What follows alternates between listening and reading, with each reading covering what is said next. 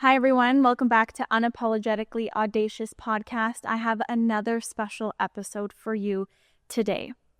The question I want to start off with is, have you ever felt like your body, your identity, who you were wasn't quite enough, like you had to shrink to fit in the world around you? Well, our guest knows that story, and hers might sound a lot like yours. With me today, I have someone incredibly special. She's intentional. She is soul-led. Her name is Amanda Garrett. She is a renowned award-winning couture designer whose dresses have graced the stages of Paris Fashion Week, the pages of ELLE, Harper's Bazaar, Today's Bride. Not only is she an incredible designer, she is a self-love and body advocate. And with everything she does, her purpose, her mission, her passion, she wants to empower women like you to come back home into their own skin and feel empowered. So if you're here watching and you felt like maybe your beauty or who you were wasn't enough, then this episode is for you. It is going to change you. Everyone, please join me in welcoming Amanda Garrett. Amanda, thank you so much for coming. Thank you so much for having me. I'm going to cry a little bit.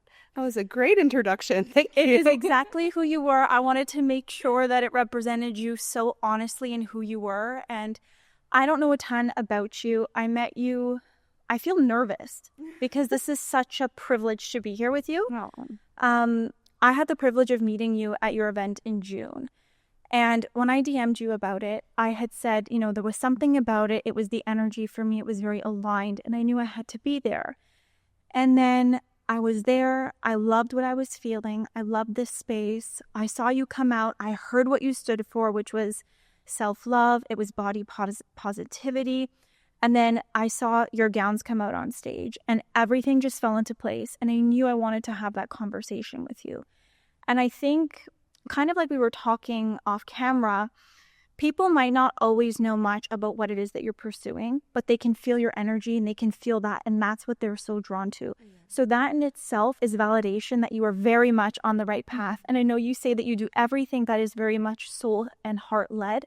And that's exactly what you do. So I'm so happy to have you here. And before we get into all the incredible accolades, like Paris Fashion Week is incredible, I want to know who Amanda Garrett was before Amanda Garrett. Okay. So I grew up in a time, and I mean, it's still like this, but it's getting better, where you weren't enough if you weren't a certain size. And you weren't enough if you just felt not enough all the time. And you had to be this specific body. And nobody can be that, because even people who are that aren't, right? Because it's all made up.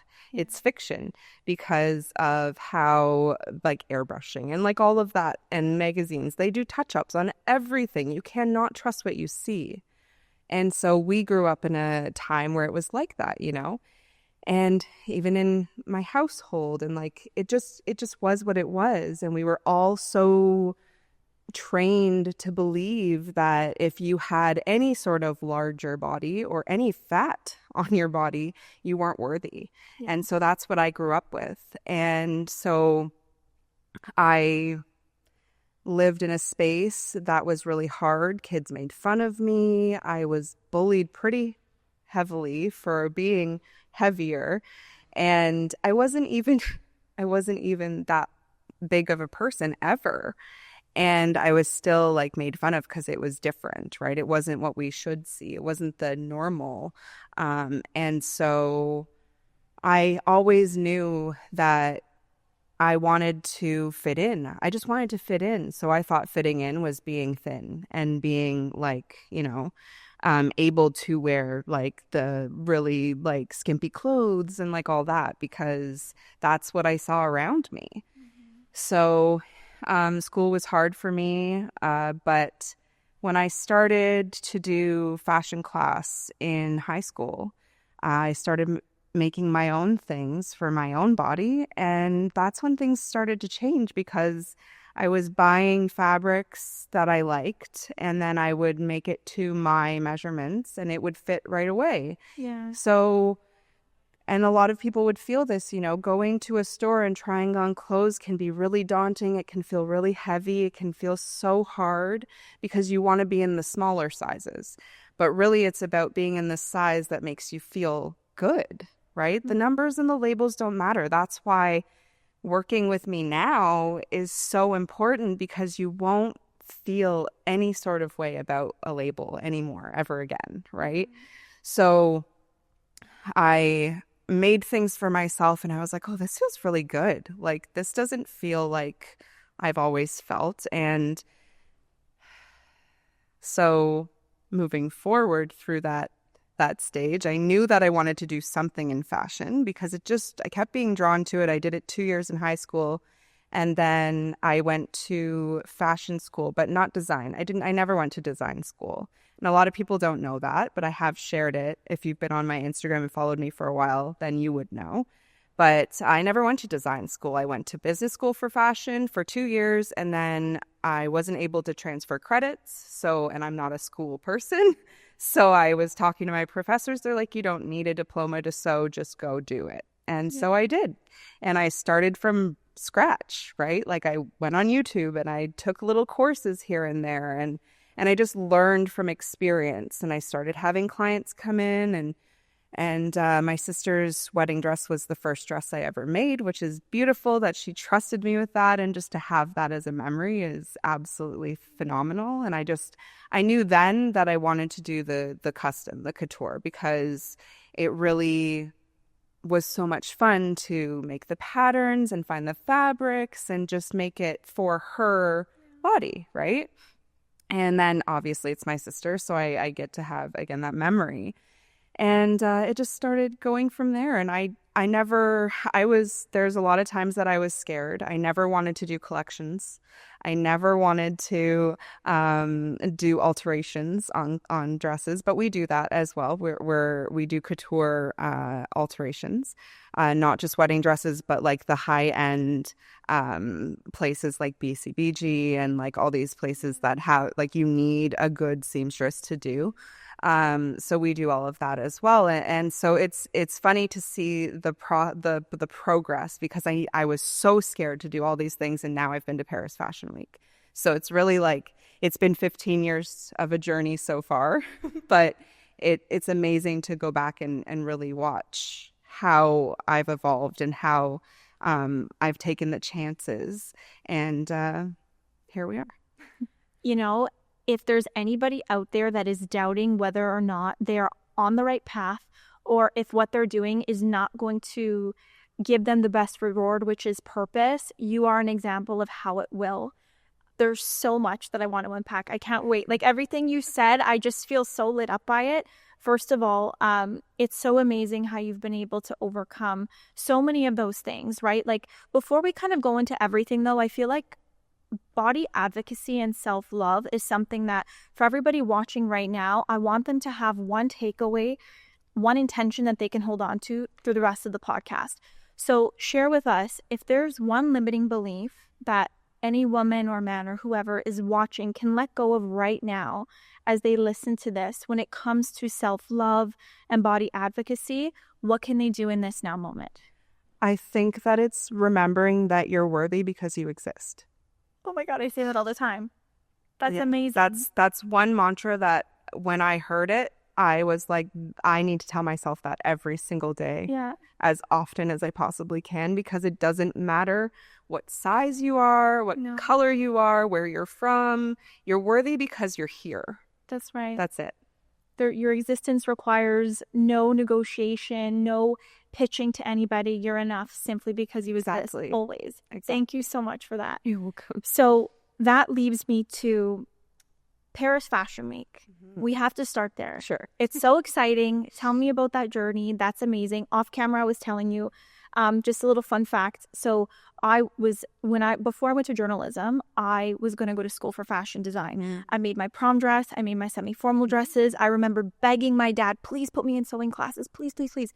And I was interning for a designer at 16, being her assistant at a downtown club in Toronto telling the bouncer I was 19. I put all kinds of makeup on you can think of, black eyeshadow, liner, red lipstick, just to convince him that I was older, to realize that all I wanted was to be a wedding dress designer. I would sketch like crazy and I loved it. But what I loved more was the stories out of people, that we can learn so much from everybody. So you saying all this, I feel you when you say that, because I know how much heart goes into your patterns, the fabrics you pick, all the details. So you are truly doing what you're supposed to do. And not everybody has what that takes and is willing to commit to their journeys to make collections, to go to Paris. Yeah. So what was Paris like? Paris was wonderful. So I go with the fun a lot of the time, even though especially my husband thinks I'm crazy, but he's very supportive and is just like, whatever makes you happy. Well, you know what you're doing, basically, right? And so I have been wanting to, if something shows up, that would be fun. And I feel into it and then I go, right? So I applied for Paris Fashion Week and it just came up and I made sure it wasn't a scam. Right? Because on the internet, you don't know. So I looked up the company that was hosting and then I applied and I was like, this would be fun. Let's see how this goes. I have no idea how we're going to do it, but we're going to figure it out. Because I knew I had sketched a collection 2 years prior. So the collection that you saw, I sketched that 3 years ago. Wow. And I knew that it wasn't meant for a regular bridal show. Right. Although bridal shows are great, I knew it was for something else. And so I held off. I had bridal shows reach out to me all the time because they want me to be there. They want my dresses there.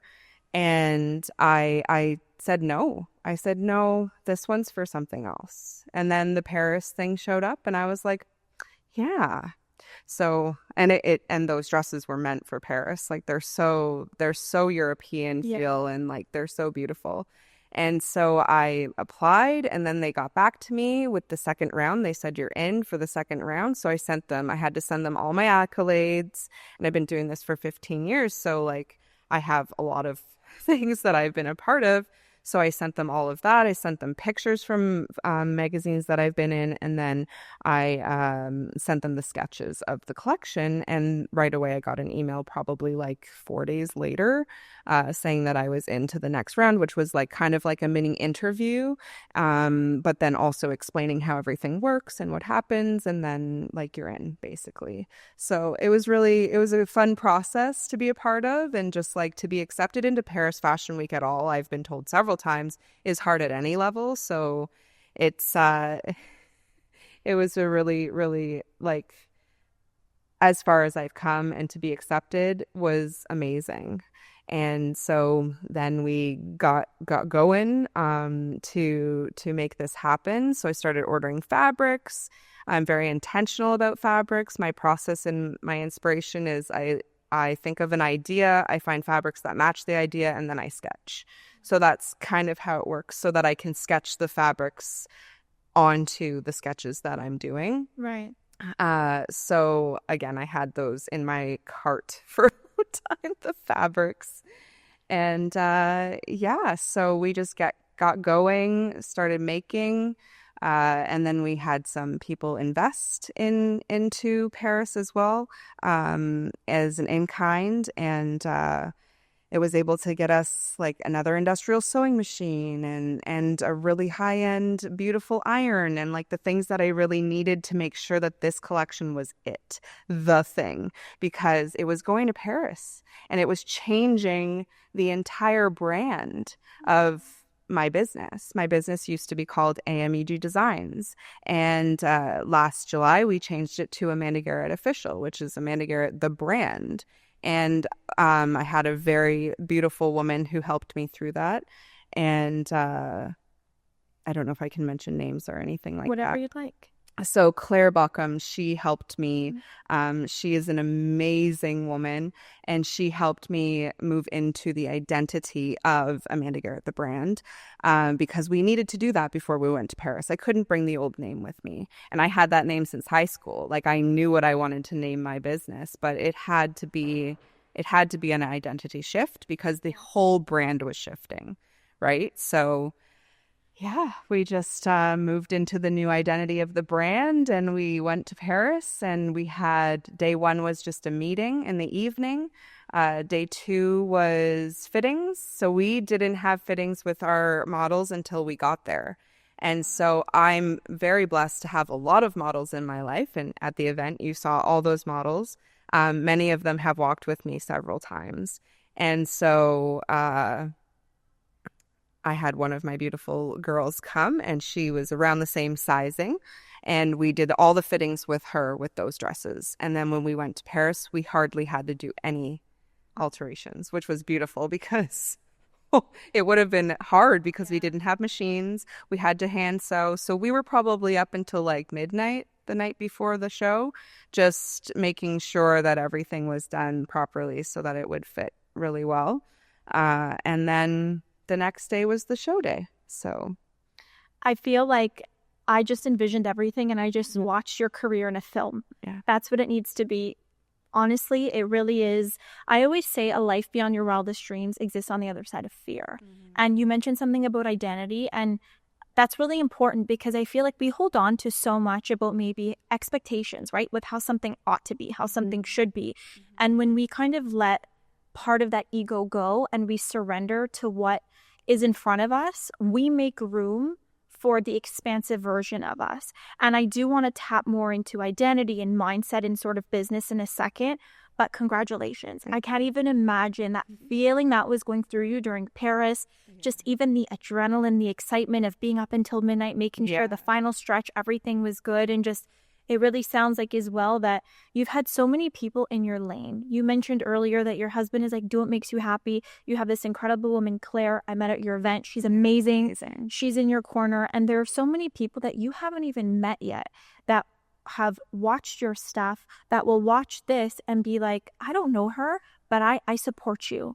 And they're cheering you on. So I really hope that this is just the beginning for you. Yeah. And I can't wait to continue following your journey. I know I keep saying that, but I get really excited for people because there's just so much magic in you. Yeah.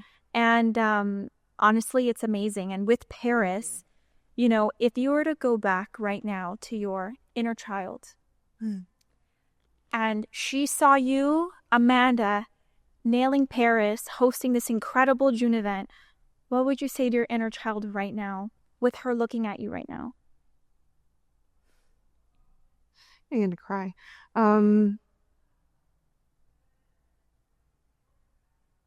That, we're good enough. That's it. Beautiful. And that she is. And the thing is that you've always been enough. And you will always be enough. And this now version of you is enough even for the version of you 10 years from now. Yes.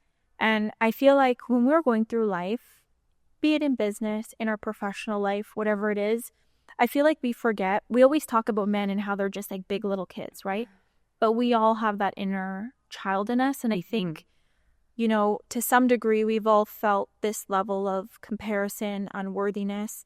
And I think when we're being really down on ourselves and we're doubting if what we're doing is enough, if we're on time, if all these things, if we can look back for a second and look in the mirror and pretend we're talking to her or him, that little boy, that little girl, she's looking at you right now, cheering you on, being like, are you kidding me?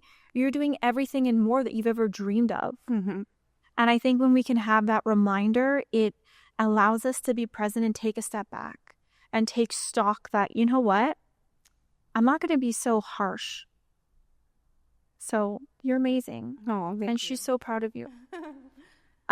So let's go into identity, because I feel like a lot of people have been in this situation where maybe they are holding on to certain things, how something should be. So when it comes to business and money and mindset, were there any myths or mindset shifts that you had to make when it came to money in your passion, in business, to really allow you to advance to the next stage? With money? With money, in business, any mindset shifts? Oh, God. Yeah. Tell me them all. like I said, I didn't want to do collections. I didn't Right, want, like, yeah. I was very scared to do those things because I held in my mind that I wasn't good enough because I never went to design school. Right. And that thought has, even up until recently, has been there. Right. And it'll probably still be there because, I never went to design school. But how many incredible designers never went to design school that are known today? Like Dior never went to design school. I think he was an architect or something. He did something in art, in design, but he didn't go to fashion school. And look, he's still known today, like his brand, right? And Tom Ford, like all these different designers, they never went to design school. So who am I to say that it matters? Right? That it makes me smaller because I didn't, when actually it should show that you can do anything no matter what education or background you have, because as long as you are persistent and you know what you want, you know your why, and my why is truly just to help women feel fantastic and comfortable and beautiful. That's all that really matters to me. So I'm just going to continue to work with every shape that comes into my studio and make it perfect for them, right? Make the gown or the piece, like we don't just do gowns, we do outfits. Yeah. And make that perfect for them. That's what matters more than anything. So the mindset of me being scared to move because of what I thought was not good enough, right? At the end of the day, it goes back to the not good enough. That's what I needed to shift. But the most important thing is to have the support of people who believe in you. Because yeah, you have to believe in yourself, but when you don't have, it's not as easy when you have so many people around you putting you down or saying it's not good enough, or what do you mean you can't do that? You didn't go to school. I never had that. I'm really, really grateful. My family, the people, my friends, I think they just saw that I would do it, that no matter what I put my mind to, I'm going to do. And so they're just like, yeah, Amanda's good, So yeah, I think that's the biggest thing. The mindset shift for anything, business, money, whatever it is, has been that not enoughness and just being like, yes, I am. Yeah. Why not me? Why can't I? Why not? Who said? And if it's someone else, who cares? Because whatever I believe is what's true. That's absolutely right. And you mentioned a lot of really good points there, from community, who you surround yourself with, the mindset.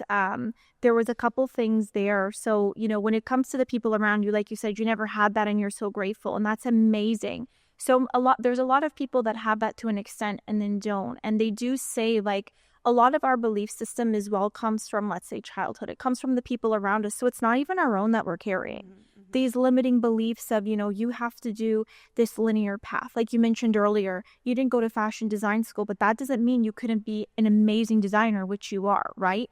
And I think a big takeaway for a lot of creatives out there, or even non-creatives, is that everyone's journey is so different. Mm-hmm. And if there's something you want, just go after it. Yeah. Because this person's path might look like this. They might have done it this way, but you can still reach the same place. It just looks different for you, because everybody has different lessons they need to learn. Everybody has different things going on in their life. So thank you for sharing that, because I think more people can relate to that than not. And I think in this now moment, I can feel people sitting in their seats being like, yeah, I feel seen. Yeah. And that's so important. So thank you for that. And the community piece, mm-hmm. I would love your advice on this. Sure. So you've mentioned, you're fortunate enough to have that. If there are people right now who want to pursue that thing, be it in business, right? Be it in their personal life, maybe they just want to grow. They want to be the next best version of themselves. They want to cultivate more meaningful relationships. They want to just find more purpose in what they're doing, be it in their 9-to-5 or in an entrepreneurial path. What would you say to somebody who doesn't have that same level of support around them? How can they find it? You have to find, first of all, when you start to look for your passion, you're going to find your people. They start to show up. And I have a very different journey, but I know that having support is so important. So find a mentor that has a community. Honestly, that is where I found a lot of my people were in communities of a coaching program that I did. And so when you're serving yourself, when you're choosing you, when you're doing better for you and you're trying to level up and change your limiting beliefs and all of these things, it's best to do that with somebody who has already 10, 20, 30 steps in front of you. Right. And so I'm always learning, I'm always educating myself, and I'm always making sure that my mindset, it's not always perfect because I'm a human being, but I have the support behind me because I've grown.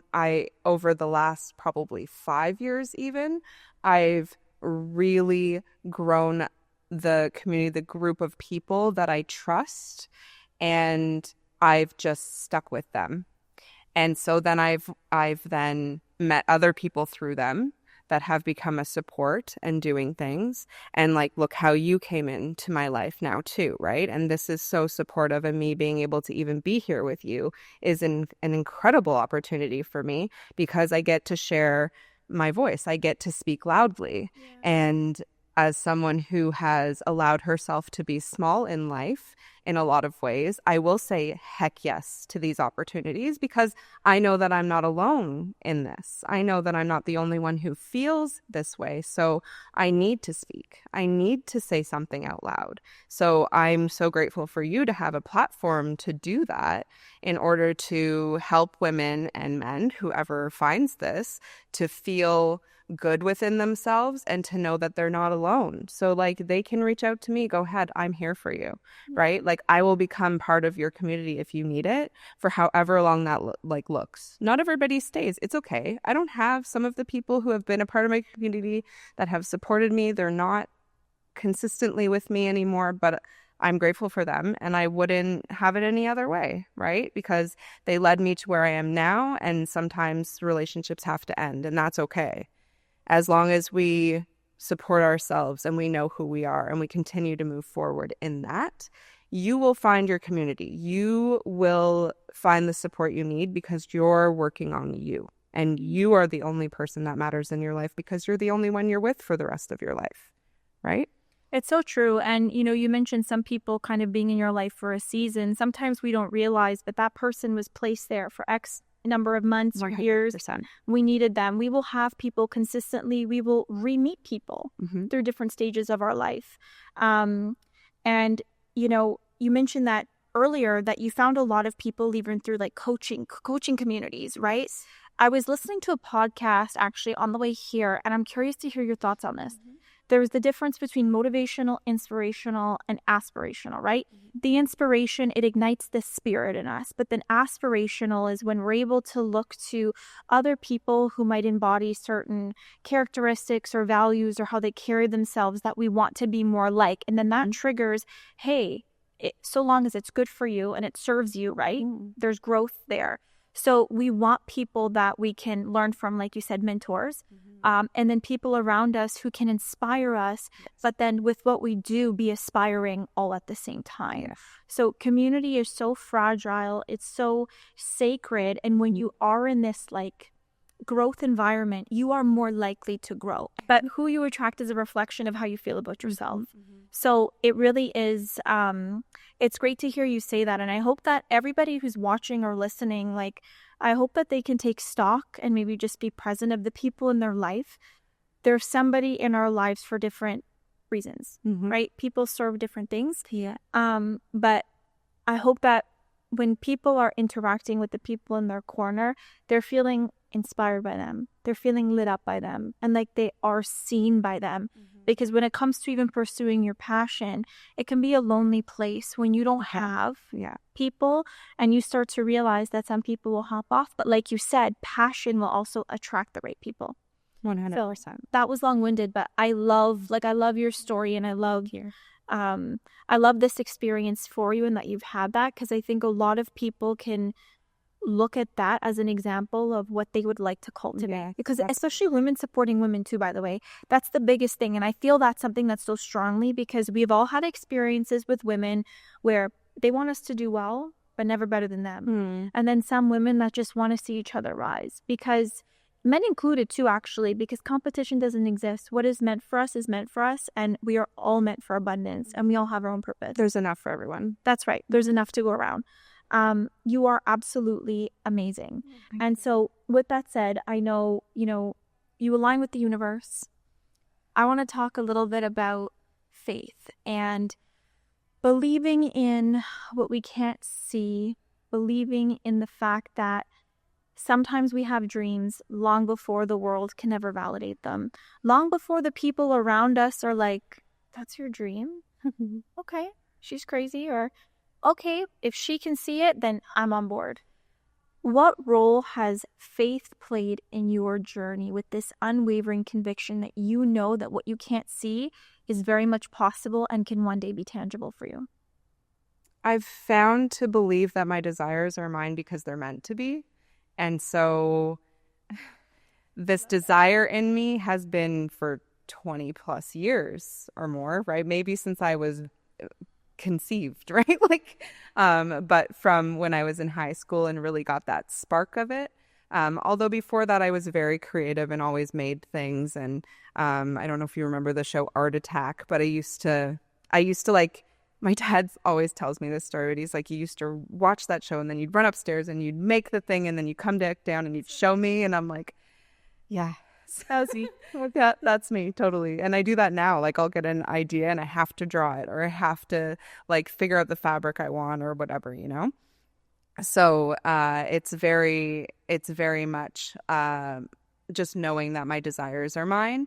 And it hasn't been easy. There's been some really hard times, and I'm the type of person, like my coach says that she's a recovering perfectionist. I kind of resonate with that, right? So, and I used to be a lot more of a perfectionist than I am now, but it's more, I put a lot of pressure on myself for everything I do. Right. And so I've been learning how to not do that so much so that I can allow faith to work.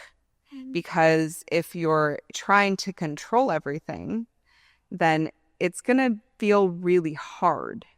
But when you lean into, okay, this is just going to work out because it is, then it will. And you have to learn how to lean in, not out, in.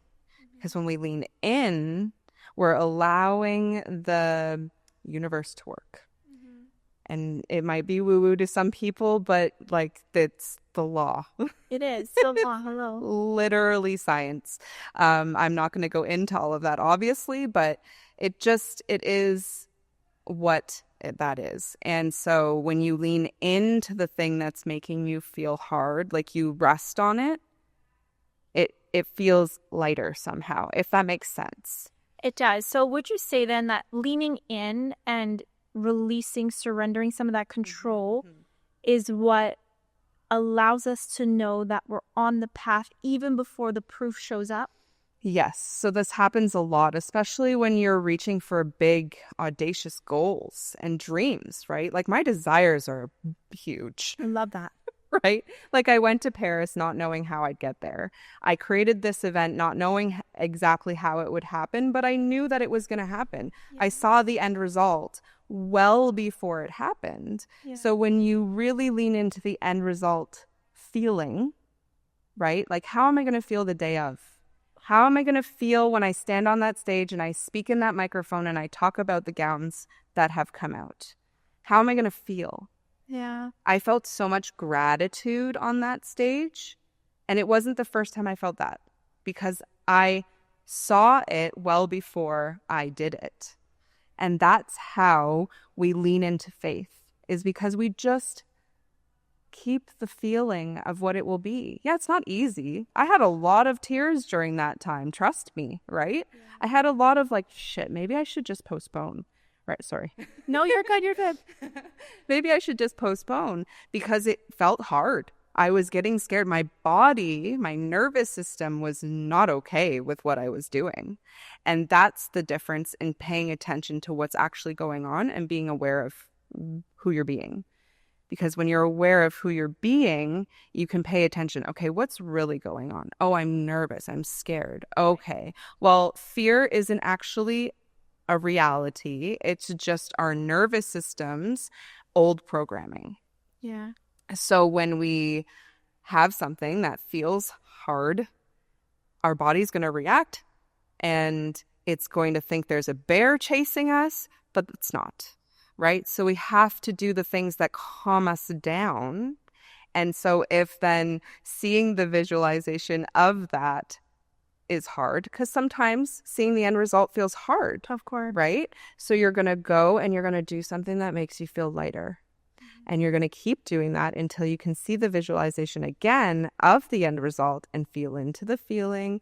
And then you can move and then you'll have the inspiration. You'll have somebody be like, hey, I'd love to be a part of this with you. And then you'll see if it works. And absolutely, I had almost the entire event was collaborative. Wow. I'd say about 75%. That's amazing. Right? And that wasn't just me reaching out to people. That was people like, I want to be a part of this and reaching out to me. Right? So you never know what's going to happen. You just have to start.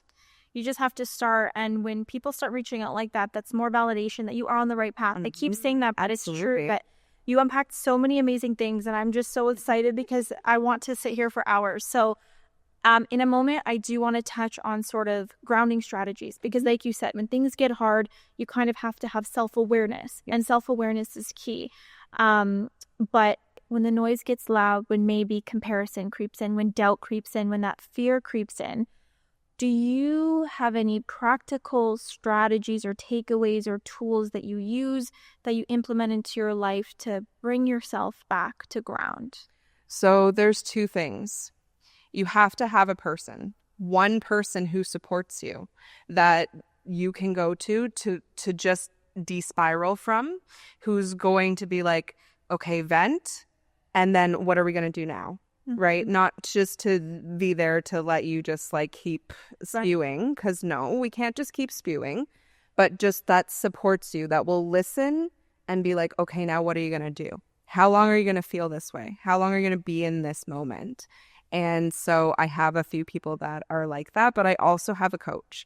And this is why I think mentorship and coaching is really important to continuously have, because you're going to have either their program to lean into, or you're going to have the tools that they've taught you, or you're going to have them that you can kind of reach out to and be like, listen, I'm having this huge spiral. I need to. And so if you just need one person and or have a coach. Right. It's really important of some sort. It doesn't, you don't even have to pay for it. There could be something that they've done for free that works for you. But I think that is really important to get over through the spiral. But then having tools that work for you, like know that going for a walk helps you feel better. Know that doing some yoga, I really do think moving your body really does change the way things feel, because when you're sitting in the same room and you're just spiraling and feeling crappy, you're going to continue to feel that way. But if you get up and move, your body feels this momentum of moving forward, and it changes your circulation. It changes the way that you feel, essentially, right? So movement is really key. And then just knowing what works for you, like have a cup of lemon water, warm lemon water, go sit outside and just breathe, like whatever works for you. And if you're in a moment that, because I've been through a lot of anxiety in my life, and so I just pay attention to where I'm at. Like you can't go from like high anxiety and sit down and do a meditation. That's not going to work, because your body is going to be like, what are you doing? Go for a walk. It's probably better to do that, right? Or like jump up and down. Like there's so many different things that you can find on YouTube and that can help you, right? So I think just finding that thing that works for you and having at least one person that you can kind of lean into to help you move through anything that's coming up for you. So it sounds like then it's not so much about having everything figured out, right? No. Like we're human, we're never going to. Yeah. But it's about having enough self-awareness that we can take stock of what we're feeling, what's my body going through, and finding ways to reground. There are going to be some days that we don't do those grounding things, and some days that we get back on it and we do it because we are human. But the one thing you mentioned was a coach or mentor, and you say, you know, have one person. I totally agree with you. But then there are some people that say, and you mentioned they have free resources too. Absolutely. What would you say to people, though, if they're like, I don't need a coach, I don't need a mentor. They have a friend, but what if the friend they're leaning on isn't not vibrating at that frequency, but what if they're not, what if they can't do what like that coach would do? Like, what would you say to somebody who has that resistance to maybe seek that level of mentorship? I think when you're an ambitious people and there are people that are like, no, they're stubborn, they don't need that. You do. Like you need it more than anyone, because they're going to help you move through things. They're going to help you be more open to things in your life, which will then attract more things in your life and more people. I've had 6 or 7 different coaches in my life, starting from, I think 9 years ago, 10 years ago. 10 years ago. 2015 was my first coach that I ever worked with. And it was the best thing I ever did. I hired her just before a breakdown happened. I didn't know I was going to have the breakdown, but I hired her just before Thank You Universe, right? I needed her to come in to help me through what I went through so that I could get back on track and really lean into who I am. And she is actually one of the big reasons why I ever started doing collections. So like, you never know what's going to happen. So don't be resistant. And I know people will be like, oh, well, yeah, okay, I get a mentor, right? But in something that makes sense for your life, not just because, like, I have a mentor in fashion design. Yeah. And I have a mentor in like, I have perimenopause, so I have a coach for my perimenopause and my chronic stress that I'm going through, and I have a coach for for manifesting. Okay, so like, whatever works for you, find a coach, find someone that you need that thing in your life to help shift you. Right. So I needed the perimenopause coach because I didn't know what was going on inside myself. I needed someone. And when I went on a free workshop with her, she told me all the symptoms that were showing up. And I said, heck, I have all those. This is what's going on. So started working with her. She's a natural health doctor, found out that the chronic stress was happening. And now we're moving through things. And I'm able to move things out of my body that have been stuck. So find the mentor then, or the coach or whatever. Do a free workshop. See how it feels. I don't just jump in and pay them. I have to know that it's going to work, right? Yeah. So I know that it's like, well, I don't need one, but just try. Yeah. Just try. You know, it's so interesting. I love that you have multiple coaches for different purposes, by the way. And there is so much value in being able to lean on somebody who might know a little bit more about that than you do, because obviously what that tells me about someone like you is I want to grow and I want to better myself. And the truth is that we don't have all the answers. And I think that's when there's like this delicate dance with the ego. Like, the ego is so beautiful and it can be so wonderful at times and so crippling at times. And we have to just surrender and be like, you know what? It's okay to grow. It's okay to expand in whatever it is, in our health, our professional life, our personal life, because that only elevates who we are, right? 100%. We are our higher selves. It takes us closer to that path. So many people are driven by pain and pleasure. That's how we move as humans, right? So people don't change until the pain of staying the same is greater than the fear of changing, right? That's usually what happens in every aspect. So that's amazing. And I really appreciate you diving deeper into that, because I think there are going to be people at home that say, okay, maybe I can go to a free workshop. Yeah, just do it. Like, the resistance is what's holding you back. Right. And resistance is fear. So you're scared of something in there, even if you're going to be like, no, I'm not. But You are. Trust me, I've been there. I'm one of the most stubborn people you will ever meet, but I am so open and have allowed my perfectionism to kind of ease, because it's really about control and perfectionism and like all of that, which keeps you away from that opportunity. It's an opportunity. It's not it's not something that's you're being forced on. It's an opportunity to grow. And if you're someone who's ambitious, that has huge goals, you need people. You need them. You can't do this by yourself. It's not possible. I tried. It's not. I love the way you said that it's opportunity. That is an amazing reframe. Thank you for that. You know, it's so funny. It really is true when you see all these quotes, but the magic really happens in the hard work you're avoiding.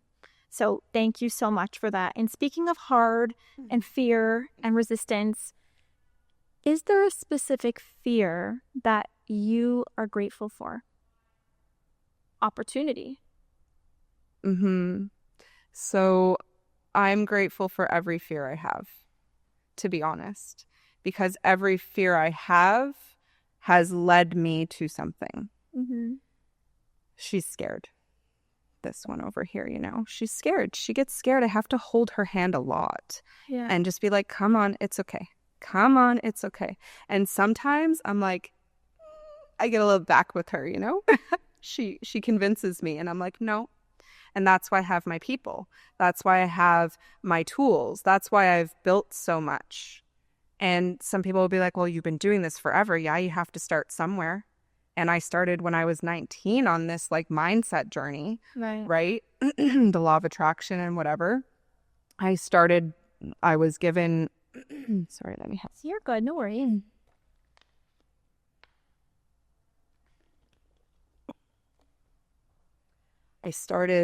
So I worked with a mentor, fashion design. When I went to fashion design business school, I worked with a designer for 2 seasons, and he gave me the secret. That was the first time that I was educated in any way by universal laws. And you have to start somewhere. Something will switch you. If this podcast is what it is, then do that. Follow that fear. Or like grab her and just bring her along with you, rather. Don't follow her because she's going that way. You want to go this way. She wants to go back. But grab her hand and be like, it's okay. And it's all about nurturing her, because she's going to be scared no matter what, because she is that old programming we have from when we were in the caves, afraid of tigers and whatever, right? So she's going to be scared no matter what, but we have to be like, no, this is safe. This is okay. It's okay. You know, I've spoken on stages in front of hundreds of people several times now, and now I'm speaking on this podcast. You know, like I never would have seen me doing these things if I didn't start somewhere, if I didn't start building up my own confidence, right? And that's where you have to start, within yourself, and then everything else starts showing up, all the opportunities, right? So I'm grateful for every fear, because I know that it's led me. I can't just pick one. No, that's amazing. And it's so beautifully said. And it's so funny how fears, you know, it really does just translate into courage. Courage is not the absence of fear. We hear that all the time. But it really is, it's speaking when your voice shakes. It's showing up when you're scared. It's going to an event alone when you're scared, but being like, you know what, I belong here. And allowing yourself to embrace. It's convincing yourself and reminding yourself that you belong in that room, that this opportunity is meant for you, just like it's meant for that person and this person, and that my dream is not too big, because if they can do it, why can't I? Exactly. Why is it not in my most abundant timeline? Amanda, you've been absolutely amazing, and I'm so grateful. I do have a couple more questions, though. With everything you've done, like we said at the top, you know, you are a self-love body advocate. You are this incredible designer, and you obviously do want to inspire people to feel good in themselves. When they put on your gown, when they wear your pieces, they can feel that. They feel empowered in their own skin. They can let go of the labels they've put on themselves. What would you say is the legacy you want to leave behind? I want the next generations to not worry about what their body looks like. Because our bodies are the least interesting things about us, to be honest. Like, they're magical, they're wonderful, they're miracles, but they're the least interesting thing. Yeah.